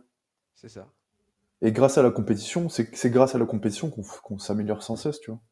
C'est ça. Mais une compétition saine. Moi, je suis vraiment pour cette compréhension de la compétition saine. Moi, je viens du rugby. J'ai toujours grandi dans cette compétition saine où il y avait du combat, il y avait quelque chose de très viril sur le terrain, mais à la fin, il y avait une haie d'honneur et il y avait un pot à boire. J'ai vu mon père dans le sud-ouest se foutre sur la gueule littéralement avec l'équipe d'en face. Mais dès que c'était fini, les mecs qui avaient la tronche de travers à la sortie du terrain buvaient un coup ensemble en se disant, bon, bah voilà, c'était comme ça. Euh, mais donc, cette compétition saine, des fois, je me dis, il serait bien qu'il n'y ait pas de perdant, mais ça reste compliqué puisque tu peux pas donner le meilleur de toi-même ou avoir ce résultat de fierté. Donc, c'est toujours aussi paradoxal, mais le respect de l'adversaire est très important. Le fair Mm. play est très important dans toutes les compétitions et tout le monde devrait être mis en valeur parce qu'il a participé et pas simplement les gagnants. Aujourd'hui, je suis contre, en tout cas ce que j'évoque à mes enfants, les gagnants ne sont pas les meilleurs, ils sont les meilleurs de ce qu'ils ont pu donner eux-mêmes. Et ils ont eu un meilleur niveau que ceux d'à côté. Mais ils ne sont pas meilleurs que l'autre. Ils ont juste un meilleur niveau. C'est des choses vraiment qu'il faut différencier, je trouve, Ouais. pour pouvoir avoir quelque chose de sain. Ouais, c'est différencier l'acte sportif de la personne en Exactement. général, hein, bien sûr. Et c'est sûr qu'au niveau des arts martiaux, il y a, enfin, le respect est primordial, c'est la première valeur, hein. Et c'est pour ça on salue tout le temps avant d'entrer sur le tapis. Moi, je sais que j'essaye en tout cas d'être. Alors, je perds, mais quand je gagne, j'essaye d'être très, très contenu, tu vois. Ouais, Et parce que je me dis, le jour où je me fais rouler dessus, si l'autre il commence à faire la fête tu vois, c'est un peu une humiliation entre guillemets. ouais, Je le vivrai pas bien, donc je le fais pas aux autres, tu vois. ouais, ouais. Et je pense que c'est une question à se poser, ça. C'est est-ce que ce que je suis en train de faire, ça me blesserait si on me le faisait ou pas? Mhm. À partir du moment où la réponse est non, tu peux le faire. Donc après, il faut être Mais humble tu vois, encore une fois, il y a un aspect jubilatoire quand tu as une victoire qui en toi est provoquée parce que tu as réussi quelque chose. C'était l'objectif, gagner le combat, avoir une victoire, c'est l'objectif. Et donc, quand tu l'atteins, il y a quelque chose de jubilatoire. Mais tu as toujours la façon de l'exprimer. C'est-à-dire que si ouais. au fond de toi, il y a quand même un respect pour l'autre, tu peux le ressentir. C'est-à-dire que même dans une défaite, si tu sens que l'autre jubile, mais il te respecte, je le vois dans certains combats de boxe, on voit bien que, et dans tous ces arts martiaux, il y a quand même beaucoup de respect pour l'adversaire. Mmh. Et donc, même s'il y a une victoire qui est là et qui se fait entendre parce que par un cri de joie ou autre, tout de suite derrière, il va y avoir un regard qui va permettre de dire, Mmh. enfin, tu vois, il y a pas de mots pour exprimer le respect qu'on peut avoir à l'intérieur de soi. Ça ne s'exprime pas, Bien c'est sûr. juste vécu et transmis par je ne sais quelle façon, en tout cas, à l'autre. Et moi, j'ai subi des défaites. Alors là, je me rappelle peut-être quand j'étais plus jeune à l'internat, au baby-foot notamment. Et la personne en face, tu vois, qui avait gagné parce qu'elle était meilleure et qui jubilait, mais il y avait un grand respect pour le niveau Ouais. que j'avais pu donner.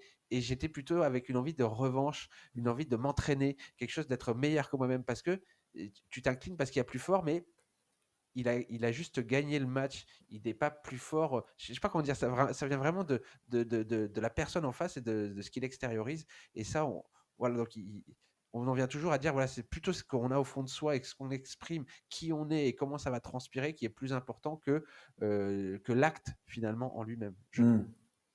Ouais, bien sûr, ouais. Non, mais tu peux t'exprimer, tu peux gueuler quand t'as gagné. Et évidemment qu'il faut le faire parce que souvent, en plus, sport de haut niveau, t'as toute une préparation, t'as des restrictions, tu fais des sacrifices, t'as tout un travail qui est accompli derrière. Donc forcément, tu vas être heureux et tu vas le faire savoir. Mais après, il y a toujours ce truc-là, ce côté où tu vas voir l'adversaire. Enfin, je pense notamment à l'UFC Ouais. ou même en combat de boxe, tu vois, où après ils vont après s'être foutus sur la gueule. Et c'est souvent dans les sports les plus violents, tu vois, Oui. rugby, UFC, MMA, jiu-jitsu, bref, boxe, où ensuite ils vont se prendre dans les bras, enfin ils vont se checker, ils vont se faire un hug, quoi. Enfin, tu vois, Ouais. le classique hug, câlin, et ils vont parler un peu dans l'oreille, genre, ouais, c'était bien, continue comme ça. Enfin, tu vois, il y a toujours un mot respectueux. En revanche, c'est là où il y a là où ça commence à me gêner, c'est quand il y a des comportements, même pendant le combat, tu vois, où ils se charrient, où il y en a un Oui. qui charrie l'autre, etc. Là, j'ai beaucoup de mal, tu vois.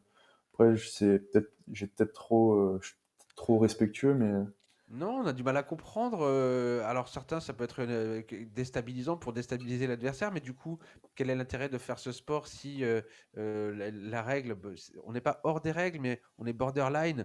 Donc ouais, et bien souvent, enfin bien souvent, de temps en temps, la personne qui va charrier ou qui va avoir des gestes un petit peu, bah, il va découvrir son menton un petit peu trop facilement, en prendre une et prendre un KO. Et je pense que la chute est bien plus grande pour quelqu'un qui faisait le malin ouais, et qui prend un KO plutôt que de faire le malin et de gagner sur quelque chose où tu te déstabilises. C'est comme quand au rugby, tu as le buteur qui va passer une pénalité ou une transformation qui est de l'équipe adverse, eh bien, on a le respect du buteur parce que bah, il fait son job et je vois pas pourquoi on devrait siffler ou essayer de faire peur. Tu vois, c'est de l'anti-jeu. Pour moi, ça ouais. reste de l'anti-jeu et c'est pas une valeur noble. Donc après, chacun fait comme il a envie. Ça correspond à qui il est et qui il a envie d'être et voilà. Ouais, et puis c'est souvent les meilleures histoires quand le mec il charrie, il se fait écraser. Oui. C'est souvent les meilleures histoires. Ouais. Ouais, ouais. Moi, toujours en rapport avec le sport, comment toi, dans ta pratique du sport, parce que ça m'intéresse vraiment de savoir, on a parlé de la connexion à la Terre, tu parles de l'alimentation, des choses que tu as pu faire, du sommeil. Est-ce qu'il y a un autre pilier sur lequel tu t'appuies pour pouvoir faire? Donc, c'est l'entraînement, vraiment, il y a la prépa physique, la prépa physiologique et est-ce que l'aspect mental, comment tu te prépares finalement mentalement? Est-ce que tu as des coachs? Est-ce que tu lis des choses? Est-ce qu'au fur et à mesure, tu as une discipline qui s'est mise en place? C'est une bonne question. Alors, je suis pas un sportif de haut niveau, donc j'ai pas de préparateur mental ou autre. Et je sais que des fois, quand je dois perdre un peu de poids, bah notamment c'était là la dernière compète que j'ai faite en ceinture bleue. Du coup, c'était ma première compète en ceinture bleue où j'ai dû perdre du poids. Alors après, est-ce que c'était un choix du judicieux de m'inscrire dans une catégorie où il fallait que je perde du poids ou pas? Ça, c'est encore une autre question. Mais en tout cas, ouais, la perte de poids peut m'influencer un peu sur mon état mental, tu vois. Ouais, Et j'avais pas trop de niaque, etc. J'étais un peu fébrile, on va dire. Et du coup, j'aurais pu faire différemment. Mais c'est là où tu te dis que c'est dans les échecs là que tu trouves les ressources nécessaires pour te remettre en question, tu vois. ouais, Et donc la question de si j'ai d'autres choses, évidemment que le mindset est hyper important, tu vois. Parce Ouais. que t'as beau être préparé physiquement autant que tu veux, si le mental il suit pas, tu vas pas avoir envie de tout arracher. Il y a Thomas Louberson que j'aime beaucoup, qui est un champion de grappling, c'est du jiu-jitsu sans kimono. Il est français et il est, il est pas reconnu à la hauteur dont il devrait l'être, mais en tout cas il fait beaucoup de stages et je le suis. Et il dit une chose, c'est que la base de la pyramide, c'est la mentalité, tu vois. Ouais. Il dit, tu peux avoir un défaut de technicité à un moment donné dans le combat, mais si ton mental il lâche, c'est fini. Ouais. Et c'est là où le mental est hyper important. Et évidemment qu'il fait partie il fait partie des choses, d'un des piliers de la santé pour moi. Ouais. Le mental, le mindset, et c'est tout un côté qu'on n'explore pas forcément. Et c'est un des piliers de la méthode Wim Hof. Oui. Pareil, hein, tu as le mindset, l'exposition au froid, la respiration. Oui. Oui. Si t'as pas le mindset, si dans ta tête tu vas pas y aller volontairement dans une optique de braver cette épreuve-là, bah c'est pas la peine. D'ailleurs, qu'est-ce qui est ressorti pour toi de tes expériences d'exposition au froid? Parce que tu l'as montré sur les réseaux, tu t'es mis dans une bassine d'eau froide tous les jours pendant 30 30 jours, jours, ouais. 30 jours, et du coup, pour finalement peut-être te prouver à toi-même, est-ce que ça rentre dans ce côté mindset? Qu'est-ce que tu ressors de cette expérience finalement, toi? Alors si tu veux, j'ai toujours, ça fait quelques années maintenant que je m'expose au froid, enfin, ça passe par des actions simples, tu vois, comme pas de pantalon. Ouais, Donc je suis tout l'hiver, je suis en short. Euh, je faisais des bains froids de temps à autre en milieu naturel, mais comme j'ai pas de lac autour de chez moi, c'était de manière ponctuelle quand j'avais l'occasion. Je faisais une douche froide. Donc, si tu veux, enfin, 0 degré, ça reste une épreuve, mais c'était pas dans cette optique-là que j'avais envie de me prouver à moi-même que je peux le faire parce que je sais que je peux le faire. d'accord. J'ai déjà eu l'occasion. En revanche, là, c'était plus de l'hormèse mentale Ok. où je voulais me prouver à moi-même que j'étais capable de faire face caméra et d'essayer de raconter une histoire pendant 1 minute 30, tu vois, euh, et d'être serein. Donc je me suis mis dans la situation la plus stressante possible, donc autrement dit le froid, dans un bain à 0 degré, et j'ai essayé de philosopher, entre guillemets, en essayant d'apporter des outils concrets et des questions concrètes, tu vois. Et si tu veux, donc l'optique, c'était plus sur le renforcement mental, tu vois. C'est ça. Ok. C'était plus de ce côté-là. Et donc, ouais, non, le froid, on peut en discuter, hein, mais c'est un révélateur, on va dire, hein. C'est un révélateur et c'est des bonnes. Si tu veux, de nos jours, alors moi je suis très très axé hormèse, renforcement, euh, renforcer son corps pour pouvoir faire face dans n'importe quelle situation ou en tout cas y, y parvenir, tu vois. Ouais. Et donc forcément, le froid, l'exposition au froid, c'est une des portes d'entrée de la loi de l'Hormèse, tu vois, notamment avec, t'as l'exposition au chaud, t'as l'exercice physique, t'as les respirations, avec l'apnée, etc. Et t'as le jeûne. Donc tu vois, t'as tous ces quatre portes d'entrée-là pour te renforcer physiologiquement. Et donc forcément, le froid, j'y suis intéressé, quoi. Ouais. Moi, je suis plutôt frileux de ce côté-là. Bah, après, c'est toujours ça, il faut pas faire parce qu'on te dit de faire, c'est qu'est-ce que toi tu peux y retrouver, comment est-ce que tu peux grandir en faisant face à ça, tu vois. C'est ça. Est-ce que ça peut être une porte d'entrée pour soi-même? Ah, bien sûr. C'est ça. Bah, de toute façon, c'est là où tu te rends compte, le froid ne ment pas, tu vois. C'est une fois que tu vas te mettre dans l'eau froide, tu vas voir vraiment qui tu es. Parce que soit tu auras une réaction où tu n'arriveras pas à te contrôler, et c'est là justement où ça devient dangereux, tu vois, quand tu perds le contrôle dans l'eau froide, c'est là où tu peux faire des crises de panique, ce genre de choses, tu vois. Donc c'est là où tu vois vraiment si tu arrives à te contrôler ou pas. Parce que, on va pas se mentir, hein, rentrer dans l'eau froide à 0 degré, c'est un challenge, même si tu as l'habitude, tu vois. C'est pas évident, c'est pas facile. Mais à partir du moment où tu arrives à contrôler ta réaction et dans l'inconfort, tu trouves le confort, donc tu te cales sur ta respi, tu te poses, ok. Et ben c'est là où tu as gagné, quoi. Ouais. Et c'est là où tu te renforces. Et si tu arrives à te contrôler dans un endroit où ton corps il se bat littéralement contre la mort, bah, tu peux faire face à n'importe quelle autre situation, tu vois. Oui, c'est un parallèle aux épreuves de la vie, c'est un parallèle Mm. à pas mal de choses. C'est que ton corps, tu mets en corrélation la matière et l'esprit finalement. De voir que ton esprit influence quand même le corps lui qui Bien sûr. résiste à ce froid. Et de la même façon, quand tu as un problème dans la vie, et bien mentalement, tu as des soucis émotionnels, mais finalement, le corps lui va le ressentir. Tu vas avoir des aigreurs d'estomac ou des choses qui vont être, où ça va être compliqué. Et finalement, si tu arrives à gérer ce stress-là, ça te permet d'avoir l'esprit beaucoup plus clair pour pouvoir bien réfléchir et pour pouvoir mettre en action des choses qui vont te sortir de cette situation inconfortable. Et malgré tout, cette situation inconfortable va te permettre de grandir. Mm. Donc, c'est une préparation simplement C'est ça. aux épreuves de la vie pour avoir une compréhension sur soi. C'est le parcours du combattant pour les Mm. légionnaires. Ouais, c'est toutes ces choses. C'est dans les tribus où on envoie les jeunes adolescents aller dans la forêt pendant 2 ou 3 jours pour que eux-mêmes ressortent d'eux-mêmes quelque chose dont ils vont avoir une compréhension. C'est pas mettre en danger un gamin pour dire bah, une fois qu'il a passé cette épreuve, c'est un adulte. Non, la compréhension qui vient de cette pratique, de cette épreuve est plus importante. La qualité est plus importante que la quantité. C'est pas parce que tu vois 3 semaines dans la forêt, tu peux y passer qu'une journée et avoir la même chose qui ressort. C'est avoir une compréhension. C'est l'expérience finalement. Mm. C'est cette information qui devient connaissance.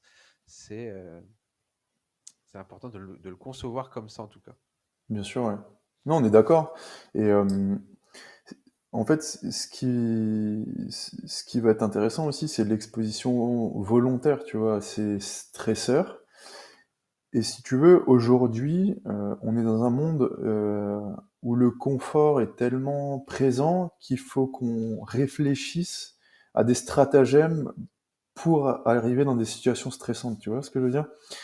Et c'est là où c'est important et parce que faut bien comprendre une chose, je sais pas si ceux qui nous écoutent, ils arrivent à se rendre compte de ça, mais un exemple tout con, enfin j'imagine, ils sont sur la chaîne, ils te suivent, donc il y a cette conscience-là de la nature et de l'homme avec un grand H, mais toute, toute structure physiologique qui n'est pas utilisée s'atrophie. Dans un souci d'économie d'énergie, ça s'atrophie. On a tous déjà vu ou eu un plâtre ou vu quelqu'un qui avait un plâtre. Au bout des 6 semaines, quand on enlève le plâtre, il y a plus rien, quoi. C'est ça. Il y a plus rien. Et tout ça, faut s'imaginer que ça fait ça avec que notre corps fonctionne comme ça et que ce soit une structure, enfin, que ce soit un processus mental ou un processus physique, si on n'utilise pas nos capacités, on les perd, quoi. On les perd pas à vie parce que si on réutilise, on prend conscience de cette règle-là et de ce principe-là, même, c'est même pas une règle, c'est un principe. Mais si on prend conscience de ça et qu'on se remet à se muscler physiologiquement et mentalement, ça revient vite, tu vois. C'est ça, oui, oui, c'est des réflexes hein, qui reviennent assez naturellement, tant bien même qu'on ait pu accéder à un certain niveau.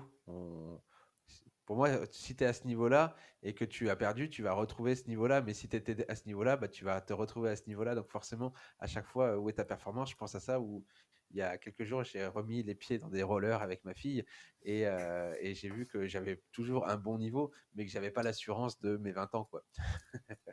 Ah oui, parce qu'en plus, plus t'es jeune, plus t'es insouciant, on va dire. Ouais.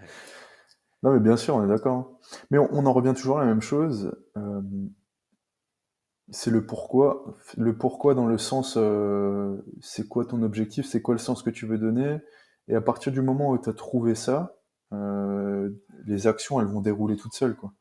tu vas réussir plus facilement à faire tes 30 minutes de marche quotidienne à partir du moment où ça devient un moyen d'arriver à un épanouissement, un projet. Je sais pas, partant du principe que tu as un projet professionnel et que tu te rends compte que tes 30 minutes de marche, elles te permettent de réfléchir, d'avoir une certaine clairvoyance. Tu prends du temps pour toi, tu trouves des solutions. Les 30 minutes par jour, elles vont vite se transformer en 1 heure et demie. Et en plus de ça, tu vas les faire, ça va être une évidence.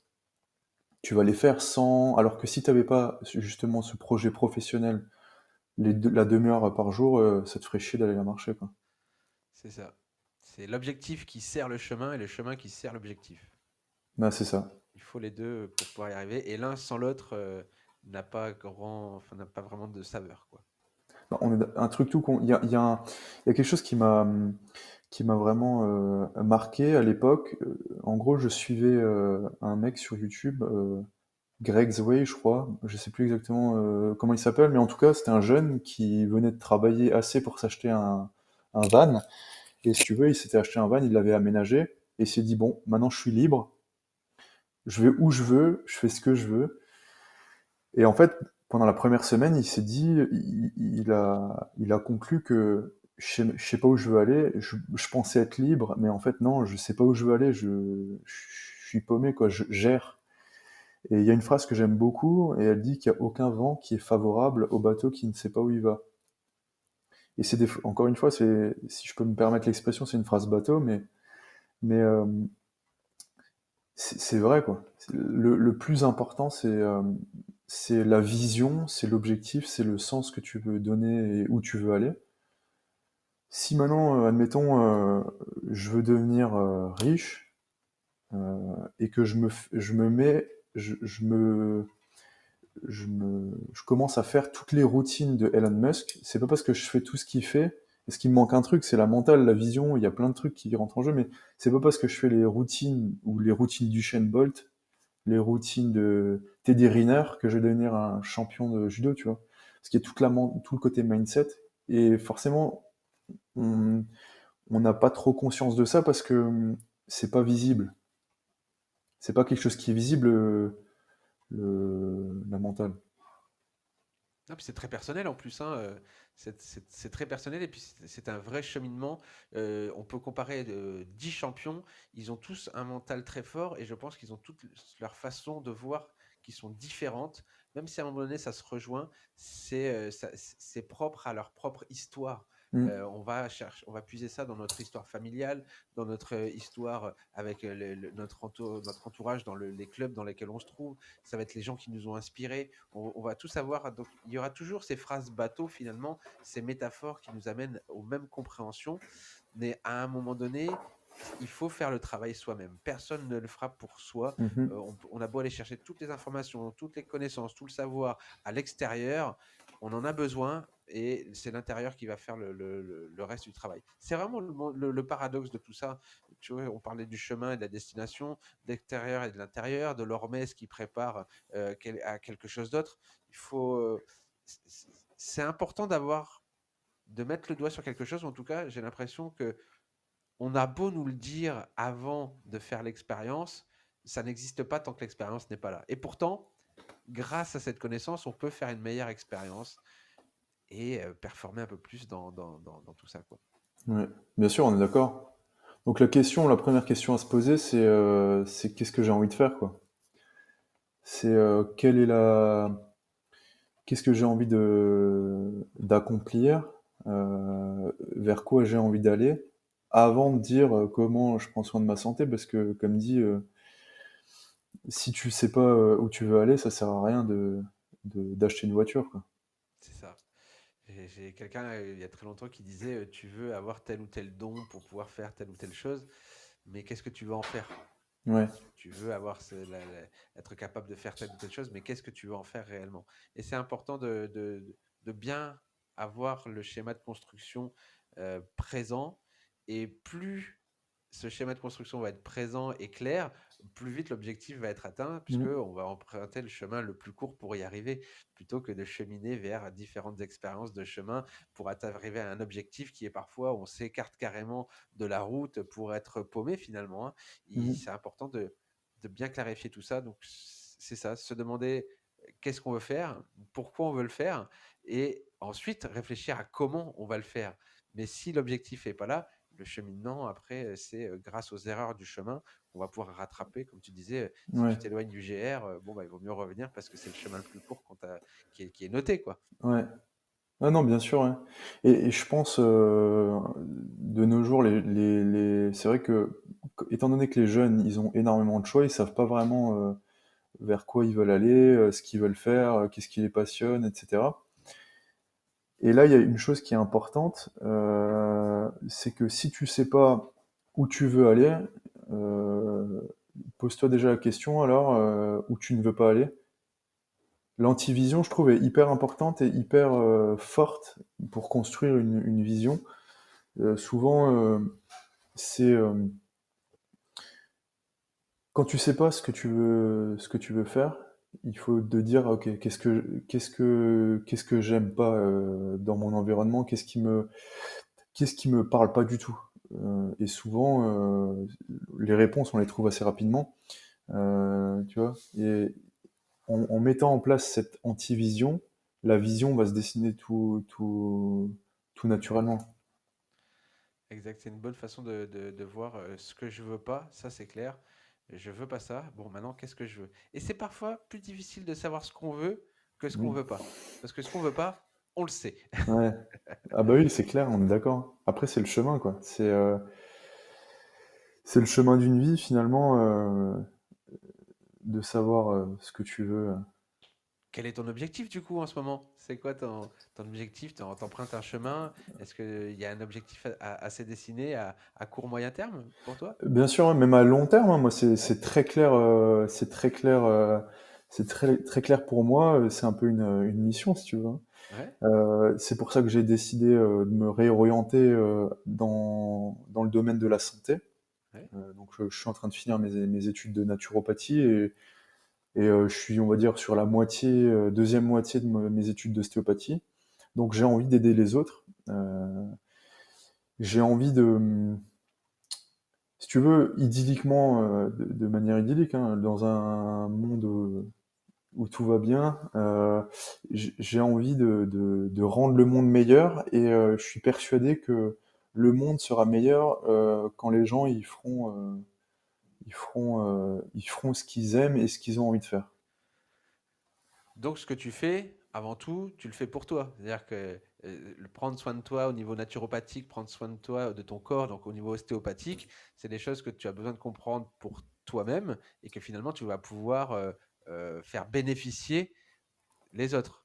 C'est ça aussi Ouais. qui est important, de comprendre que ouais, c'est ta vision, ta mission. Et juste là avant, tu dis c'est ta mission, mais une mission souvent c'est donné par quelqu'un, Hmm. tu vois. Et du coup, tu vois ce que je veux dire? Tu comprends? Ouais.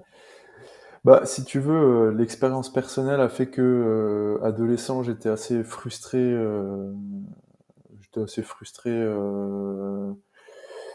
du côté familial. En gros, sans rentrer dans les détails, hein, Ouais, passer certaines épreuves et puis il m'est arrivé des choses et du coup j'ai essayé de comprendre, de savoir pourquoi, etc. J'ai des soucis de santé du côté de ma mère et je voulais l'aider, trouver des solutions. Tu vois, c'est comme ça. J'ai du mal avec le c'est comme ça, c'est pas grave, on peut rien faire d'autre, tu vois. Et du ouais. coup j'ai essayé de trouver des solutions. Et c'est à partir de ce moment-là où je me suis intéressé à la nature, à la naturo, à la santé, à c'est quoi être en bonne santé, pourquoi est-ce qu'on est malade, tout ça, etc. Et du coup, bah, j'ai trouvé certaines réponses, tu vois. Et puis, j'avais envie du coup d'aider les autres. Peut-être que tu cherches aussi à soigner une blessure personnelle et quelque part, il y a un plus jamais ça, quoi. Ça me parle, ouais. Tu vois, plus jamais Clairement, ça pour les autres. Ouais. bien sûr. Ah ouais. Bien sûr, il y a tout ça, ouais. Il y a tout ce côté-là, ouais.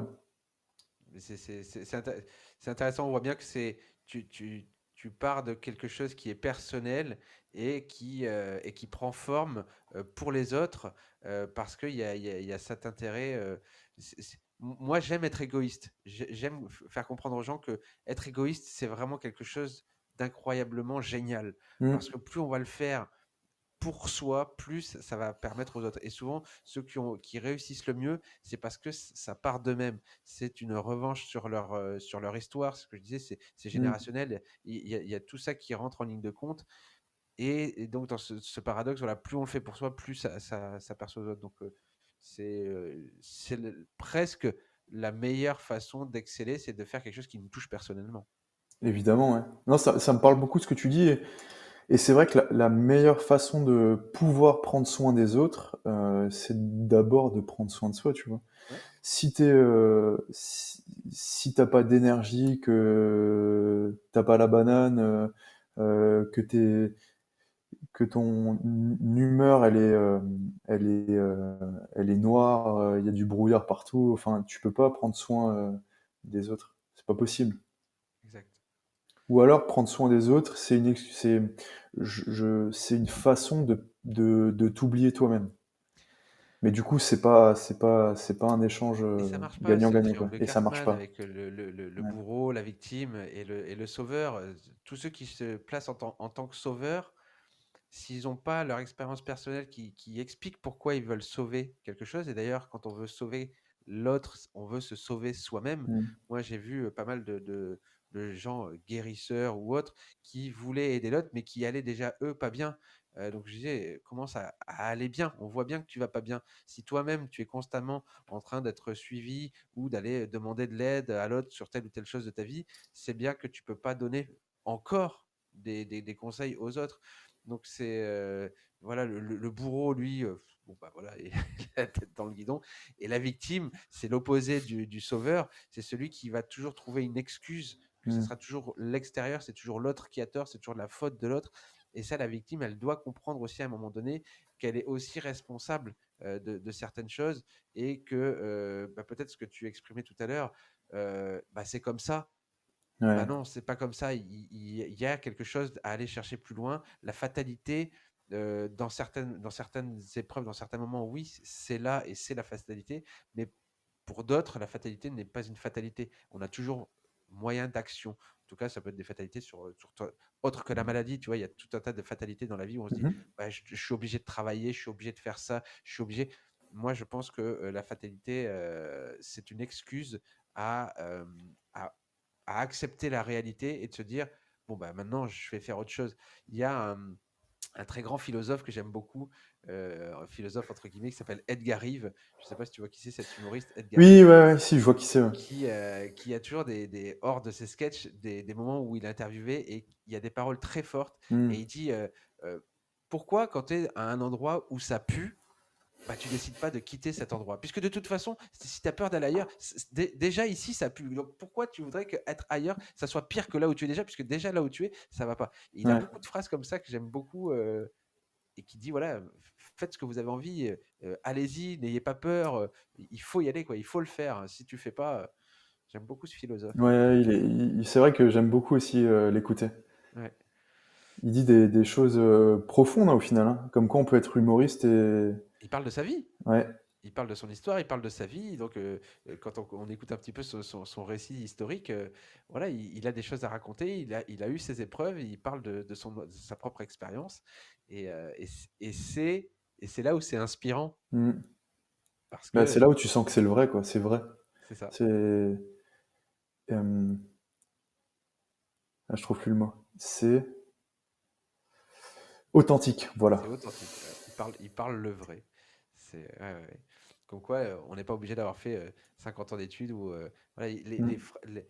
quand c'est authentique, quand ça vient de la vérité, quand ça vient du cœur ou quand ça vient du profond de soi, c'est vraiment beaucoup plus parlant que, tu vois, quand moi je raconte ce qu'il dit, ce n'est pas aussi percutant que quand lui, il le dit. Et c'est normal, tu vois. Ouais, Donc, ouais. je suis juste en train de rebalancer un programme qui m'a été, une information que j'ai eue, la redonner, elle n'a pas la même saveur que quand c'est la personne qui le dit. Ouais. Comme si tu es des auteurs, tu vois. Si tu n'as pas lu l'auteur, ben, c'est pas pareil que si tu avais lu l'auteur quand tu cites. Ouais. Ouais. Bien sûr, Et ouais. on Alors a là, on beau parler soulève de, une. on a beau parler de Pierre Etchard et de Pierre Dufraisse, si vous connaissez pas ces deux mecs-là, allez les écouter parce que non mais c'est C'est vrai. vrai, hein. Mm. Ah, moi, C'est- c'est des sensei, comme on dit chez nous, ouais, c'est des maîtres, hein. ouais. Mais Très c'est des maîtres inspirants, parce ouais. que ils le sont eux-mêmes. Exactement. Mm. Ouais, ouais, ouais. Bah Et on en écoute, revient là, on en revient à ce qu'on disait la dernière fois, hein. Enfin, ouais, juste avant. C'est, on a tendance à aller chercher des conseils et à croire et à appliquer les gens qui le font eux-mêmes, tu vois, et qui rayonnent tout ça, ouais, que, que quelqu'un qui ne rayonne pas ce qu'il dit, quoi. c'est ça. Et est-ce que ça t'arrive, toi, du coup, maintenant, qui est un peu, tu fais des vidéos, tu as des gens qui te suivent, qui apprécient ton travail, qui apprécient ce que tu proposes. Est-ce que tu as des gens qui sont un peu dans le mode un peu fan, tu vois, ou qui te contactent et leur dire euh, ah, Nico, j'adore ce que tu fais, tu vois, Hmm. moi, en tout cas, ça m'arrive de temps en temps et je remets toutes les choses dans le contexte. Je suis ni plus haut, ni mieux, ni machin. Moi, je suis juste comme toi. Tous les matins, je vais aux toilettes, ça pue, c'est comme tout le monde, tu vois. Il faut vraiment contextualiser les choses et j'ai juste la chance d'exprimer et de vivre quelque chose de passionné et je t'incite à le faire sur le Hmm. domaine qui t'apporte, tu vois. Si toi, c'est les échecs, si toi, c'est les maisons en allumettes, si toi, c'est des courses de voiture, mais fais-le, tu vois, parce que de toute façon, tu auras forcément quelqu'un qui t'admirera pas parce que tu exprimes quelque chose, mais parce que qui tu es est resplendissant plutôt.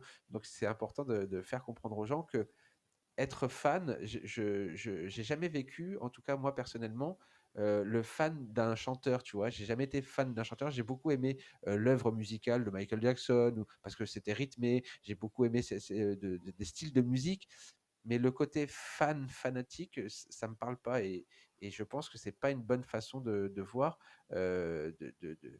d'idolâtrer Ouais, quelqu'un ou quelque chose.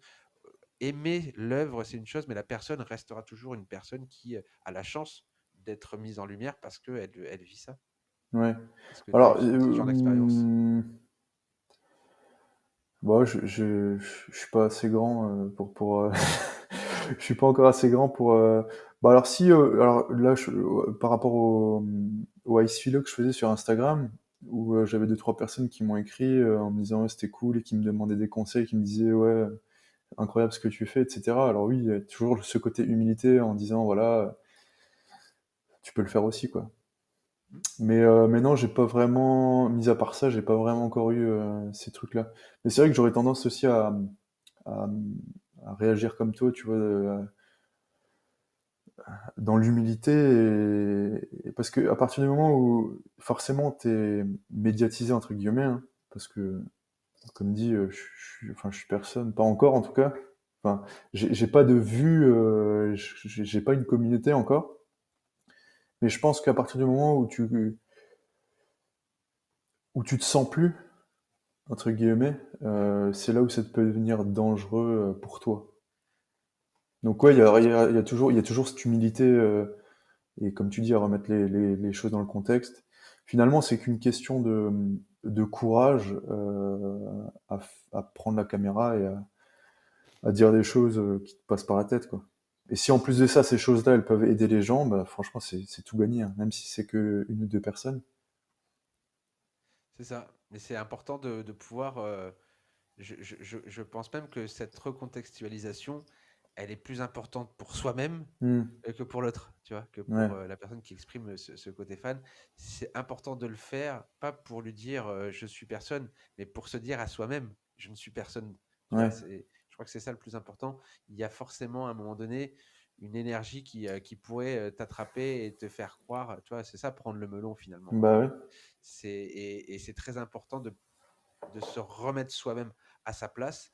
C'est très sain de pouvoir le faire et c'est très honorable aussi. hmm, Et c'est juste savoir qui tu es.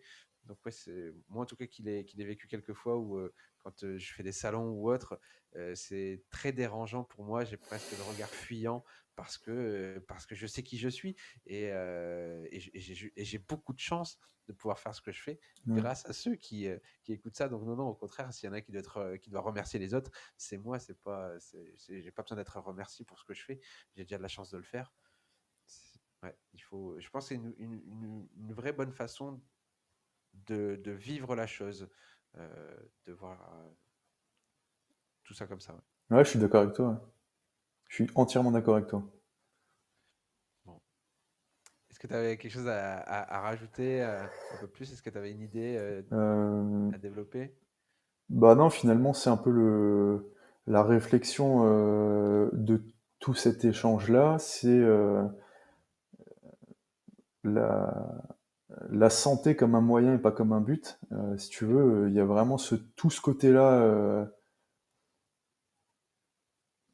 Comment est-ce que je veux mettre ma santé au service de quelque chose de plus grand que moi? Et avant de savoir si c'est bon pour la santé ou pas, c'est de se poser la question, comment est-ce que ça va me servir ou pas?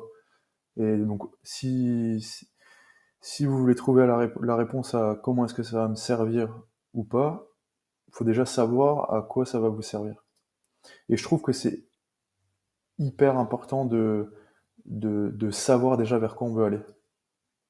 Donc non, c'est cette idée-là, cette réflexion-là que, que j'essaye d'amener dans mes vidéos et dans ma façon de voir la santé et la naturopathie.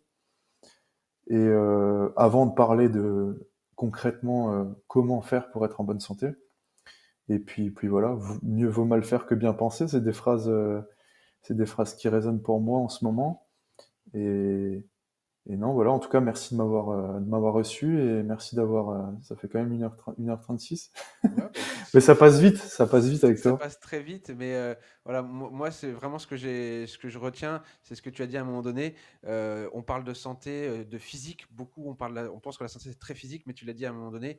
Les bases de la santé, c'est l'émotionnel, et Mm, donc tout ce qu'on vient de dire, la préparation mentale, le mindset, tout ça, c'est vraiment ce qui va poser les bases, et ensuite on va pouvoir travailler, ça va pouvoir avoir une construction mm, jusqu'à performer jusqu'à la pointe, quoi. exactement. Ça. Bah écoute, merci beaucoup Nico. On peut te retrouver donc sur ta chaîne YouTube, sur Instagram. Je sais Mhm. que tu es très accessible. Si vous avez des questions à poser à Nico, n'hésitez pas. Et en tout cas, merci d'avoir accepté cette invitation. Et puis certainement, Bah oui, on se fera la belle bientôt. carrément. Bah merci à toi, c'était un énorme plaisir. Et ben écoute, merci. Puis à bientôt. À bientôt.